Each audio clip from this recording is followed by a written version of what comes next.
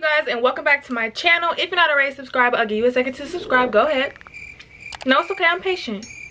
Okay, that was more than enough time. As you guys can see by the title, I'm gonna be doing another story time today. You guys love my story times. I love telling them, so that's what we're gonna do. Before I get started with this story time, I just want to say that I was gonna do another story time today that is very juicy, but I really wanted to do that one looking like a total bad bitch because I'm getting my hair colored. I'm getting my hair dyed, which I don't want to hear like, girl, that's gonna ruin your hair. I don't want to hear that, okay? Because I've been wanting to get this color for a long time. I'm gonna vlog the appointment. So I'm not gonna tell you guys what color it is. If you follow me on Instagram, you might know because I've been posting about it. Some of you guys might know and some of y'all might not, but it doesn't matter because in a couple days y'all gonna see it. And when I get my hair done, I'm going to do the story time that I wanted to do today. But this story time is good too, so definitely tune in.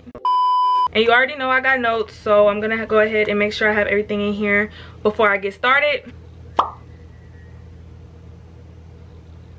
Y'all, I definitely just turned on the fan because it got really hot and I started sweating, and I don't want to sweat my little fake moles off, so if you guys can hear it, I'm really sorry. Okay, so we're gonna start from the beginning as we always do because you know I am a detailed queen. Rewind to 9th grade. I was just starting high school. To be honest, I was never really a person who was anxious to start school or was nervous for the school year or anything like that, at least not consciously. Maybe subconsciously I was a little nervous, but yeah, I was never really anybody that was stunting going to school, and starting high school was not no big thing for me because I had an older brother who I already saw, you know, do his years of high school and shit, and it was like, it was nothing to me. I know that it was for sure the first week of school. It was a regular schmegular old school night. I remember I was making Musical.lys, actually. That is when I first was on Musical.ly and stuff. If you guys don't know that that's the same thing as TikTok, it's just what it used to be or whatever. And I was making Musical.lys that night. I was completely fine. I was perfectly fine. School was fine. Everything was cool.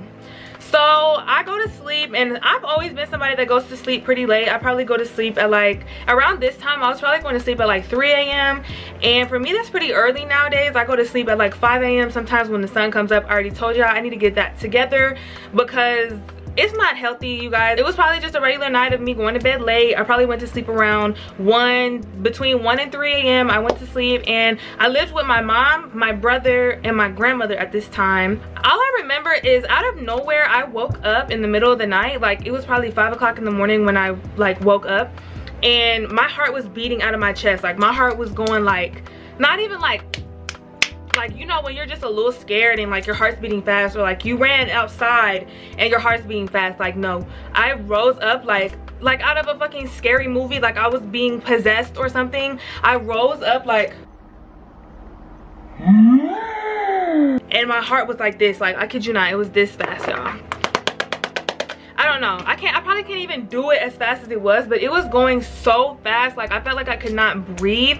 So I ran to my grandma's room and I sat on her bed and I woke her up and I was like, I can't breathe. So she woke up and she's like, of course she's like, what are you doing? Like, you need to go to bed. Like, why are you, what are you doing? And I'm like, no, I can't breathe, I can't breathe. So she has me lay down on her bed and she's kind of like rubbing my chest and she's just like telling me to breathe.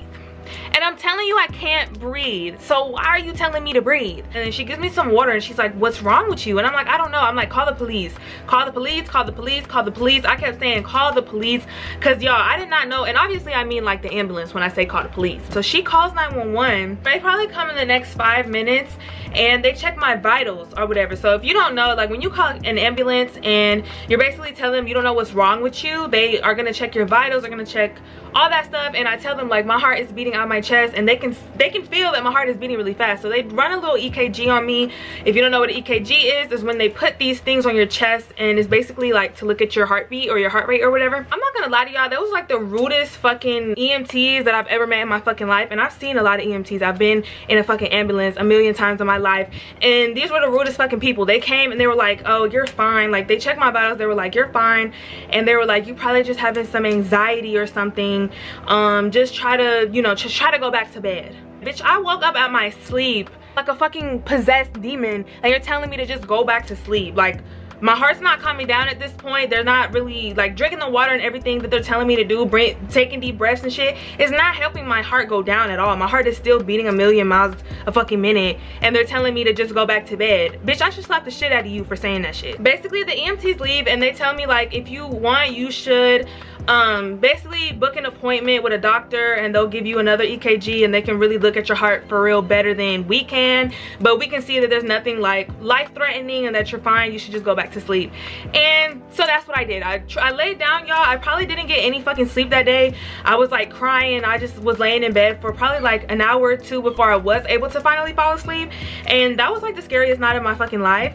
But that's a wrap for that day. Okay, cool. I go to sleep, moving on. So the next couple of days, the same shit keeps happening to me. I wouldn't say every single night, but on and off, it kept happening. I would wake up and my heart would be beating extremely fast, and my grandma and my mom were like, bro, we're not calling the ambulance again. Like, we called the ambulance the first time, you were fine. And y'all, in the United States, an ambulance is like $3,000 just for them to come check you and tell you that you're fine. Like, that shit is ridiculous. I would rather drive myself to the damn hospital when I'm dying than to call a fucking ambulance, because they're expensive as fuck. Basically, they're like, I don't know what's wrong with you. If you want, we can schedule you an appointment with a general doctor, because we're not gonna just keep calling the ambulance every time because you feel like you're dying when you're not dying. And you know, that makes sense, y'all, because they were paying for my medical bills. They were the ones who had to pay for the ambulance. They were the ones who have to pay for my doctor's appointments. So if they tell me they're not going to call the ambulance, what I'm going to do? Call them behind their back? And like, no. So I was like, okay, yeah, I want you to go ahead and schedule an appointment with a doctor, because what's happening to me is not normal. And baby, I don't want to feel like I'm dying every single night. So basically, my mom schedules an appointment with a general doctor, and I go to that doctor's appointment, and they do another EKG of my heart or whatever. They basically just said that my heartbeat was just elevated, but it wasn't life-threatening. There was nothing wrong with it. It just beat faster than other hearts, and that if I want, I can schedule an appointment with a cardiologist, which is a heart doctor, to make sure like that they're not missing anything, you know, that's really what it is. It's just a fast heart rate. So the general doctor at the doctor's office that we went to, they also suggested to my mom that I go see a psychologist or a psychiatrist, because a lot of people mistake heart problems with anxiety, because a lot of people have anxiety which makes your heart beat fast. It can make you have heart palpitations and stuff like that, and people think like, oh, something's wrong with my heart, something's wrong with me, and whole time they just have anxiety. So I'm like, okay, like at that point I was like, girl, I'm not anxious about shit. Like, I am not a nervous person, like, but we can go, like, I know that it's something wrong with my heart. It ain't nothing wrong with me anxiety wise and shit like that. So first I go to a psychologist, and they basically make you test for different mental illnesses. Like, you basically fill out some type of survey, and you have to meet some type of criteria to be diagnosed with any type of mental illness, because you can be an anxious person and not have anxiety disorder. You can be a sad person and not have depression, you know what I'm saying? So basically, I get diagnosed with general anxiety disorder and hypochondriasis, which is health anxiety disorder. Two different anxiety disorders. And what health anxiety is basically like when you hear somebody say, oh, she's a hypochondriac, she's a hypochondriac. A real hypochondriac is hypochondriasis. Health anxiety is a person who, I'm gonna read you guys the actual definition, because it's basically just being a real life hypochondriac, like, but it gets in the way of your everyday life. Like, whenever I have a headache, I used to make my mom make appointments for every little thing that was wrong with me, because I would look up, you know, symptoms. Like, it was to the point where my therapist told me I am not allowed to look up symptoms for anything anymore. Like, I know everybody knows the first thing that Google is gonna tell you is that you're dying when you look up what's wrong with you. Like, you can have the common fucking cold and they'll tell you that you have bronchitis, leukemia, some crazy shit. Health anxiety is an obsession with the idea of having a serious but undiagnosed medical condition. It develops during adulthood. So symptoms of health anxiety is a long-term and intense fear of having a serious condition and worry that minor symptoms indicate something serious. A person may frequently visit or switch doctors, which is me. General anxiety disorder is severe ongoing anxiety that interferes with daily activities. So after being diagnosed with the health anxiety alone, my mom and, you know, my parents kind of just ruled out anything being wrong with my heart, because like I said, anytime I had a headache, even before all of this was happening, anytime I had anything little wrong with me, I was extremely scared and like telling my mom, like, I think I have cancer, I think something's wrong with me. And like, I was kind of the little girl who cried wolf in her eyes. Like, every time, there's always something wrong with you. My mom will always say to me, there's always something wrong with you, there's always something wrong with you. I never did it for any type of attention or anything like that. It's literally like something I cannot control. With that being a thing that I was doing, on top of me being diagnosed with health anxiety, she was like, oh yeah, there ain't nothing wrong with you, you're the girl who cries wolf, so you just have anxiety. Anytime your heart is beating fast or you have chest pain, you know, it's just your anxiety. Basically, for weeks and weeks and weeks, I start having like more and more severe chest pains and heart palpitations and my heart beating fast, to the point where I'm having anxiety attacks. So some people's panic attacks and anxiety attacks are different and like very, very severe, but all my panic attacks and anxiety attacks consist of is my heart just beating fast as shit and me like feeling like I cannot breathe. It's always health related. I feel like I'm dying. I feel like my throat is closing up. I feel like, you know, I get really hot. And then like, that's how my anxiety attacks are always. Like, the way that my chest would hurt when I was having anxiety attacks and stuff was completely different from the way my chest would just be randomly hurting throughout the day. So I was telling her, like, look, the doctor did say if, you know, it becomes more severe, I should go to a cardiologist. So can we just go to the cardiologist? Cardiologists are literally specialized in hearts. I need to know from them that there's nothing wrong with my heart for me to know there's nothing wrong with my heart. So she makes an appointment with a cardiologist. Woo, woo, woo. The doctor's office that I went to, she contacted them to send over the EKG and all the lab work that they did on me to the cardiology center, which was requested by them when she made the appointment, and boom boom boom, the appointment was made. I go, they basically just do more EKGs on me, and they did an ultrasound of my heart, and the ultrasound of my heart showed that my heart was healthy and stuff like that. But they basically said they were gonna take tests and do more lab work. So I remember one day my mom was driving me, I don't even remember where she was driving me. I was probably going to school or to some other doctor's appointment, to be honest, like probably like a dentist appointment or some shit. I just remember I was in the car with her going somewhere, and she gets a call and they're like, hey, there's a possibility that your daughter might have a very serious condition, so we need to send her to this other center where they're gonna test her for that specific condition because it's very rare, just to make sure that she doesn't have it, because there were some things that we missed in the EKG that might indicate she has it. So we just want her to go there and, you know, just make sure, just to be safe. What did he say? Cut the cameras. Dead ass. Excuse me? Basically, I go to that other appointment, and y'all, they're stripping me naked. They're putting my like breasts and my chest up against this big old thing that's taking pictures of my heart. They're giving me like they're putting a whole bunch of things. I feel like a lab rat. They're putting all types of things on me. They're doing a bigger ultrasound of my heart, and where they're hearing the audio and all this stuff. And y'all, I'm like scared shitless. Like, I'm like, what the fuck is happening right now? The name of the condition is Wolff-Parkinson-White syndrome. And it's basically where you have an extra or multiple extra electrical pathways in your heart.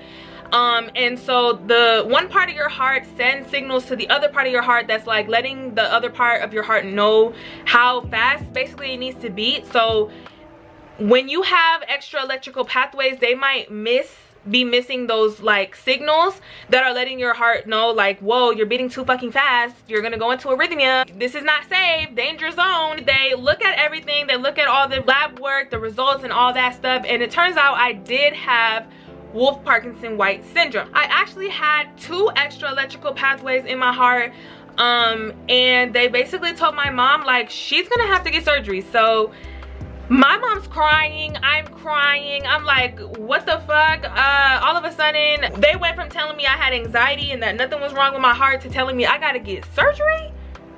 Is this for real? What they explained to me is that the surgery is where they go in through your groins. It's not an open heart surgery. They go in through your groins with a catheter, and they basically burn the extra electrical pathways that are in your heart. And you guys, there is a rare form of Wolff Parkinson-White syndrome where like the extra electrical pathways are on, I think it's the left side. One of the sides is more rare for it to be and is more dangerous for the surgery as well.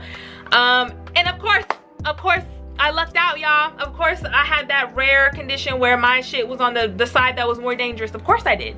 So basically I had to go to Children's Hospital of Atlanta, I think it was, and I got put under, y'all. They had a tube going down my throat so I could breathe. Like, I was put completely under. I was not breathing for myself at all. I'm gonna put a picture of how my groins looked.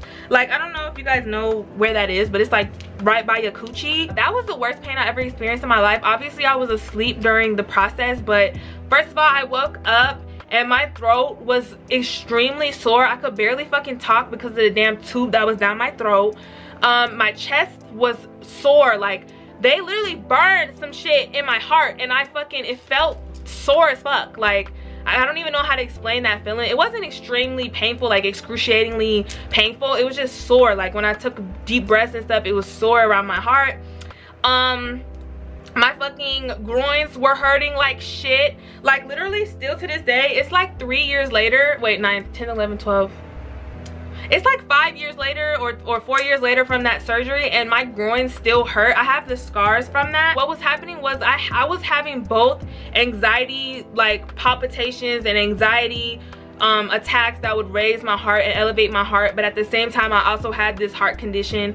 So literally, you guys, me having an anxiety attack could have killed me because of the condition that I had. I think I was told that it's possible that those pathways could grow back and that I could have to get that surgery again, but that's very rare for that to happen. And I was also released from the cardiology center like 2 years ago. I had to go again after my surgery to make sure that there was nothing wrong. I was even put on a heart monitor probably like last year or like early 2019, 2018. I'm gonna put pictures of that as well.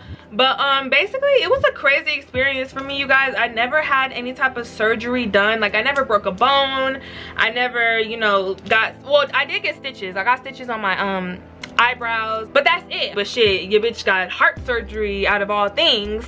But y'all, I'm very grateful because a lot of things could have went wrong with that surgery, and just with me having that condition alone and it going unnoticed for a while, I owe my life to not only the doctor that did my surgery, but I owe my life to this lady, this cardiologist that caught it, and the other ones didn't. Nobody else caught it. Excuse me. I am still diagnosed with inappropriate sinus tachycardia, which is just where my heart beats fast. Inappropriate sinus tachycardia occurs when the heart beats very quickly without a good reason. It is a type of heart rhythm abnormality called an arrhythmia. Tachycardia is a medical term for a fast heart rate. In adults, a heart greater than 100 beats per minute when a person is at rest is considered tachycardia. Symptoms of it is a sensation of a rapid heartbeat, shortness of breath, check. Dizziness, check. Fainting, never happened. Chest pain, check. Anxiety, check. Headaches, check. So yeah, y'all, I just wanted to share this story with you guys because I thought it was like, whoa, bitch, you got heart surgery? Like, how many people can say that? And I know that's not a flex because, baby, I could have died, but it's like, it's an interesting story that I wanted to tell you guys. If you guys enjoyed this story time, make sure you leave a big thumbs up, comment, like, and subscribe. Follow me on my other social medias, which are in my link tree in the description box below. Turn on post notifications so you never miss when I upload a video. Also, make sure you do turn on the post notifications because, again, I'm going to be dropping a very, very juicy story time, and this is the only hint that I'm going to give you about the story time. Okay, so take that how you will. And I'm going to be dropping that in a couple days after I get my hair done. And also stay tuned for that vlog of me getting my hair done and all of that, because all of that is going to be bomb. I love you guys. Thank you guys so much for 7K on the road to 10K. Bye.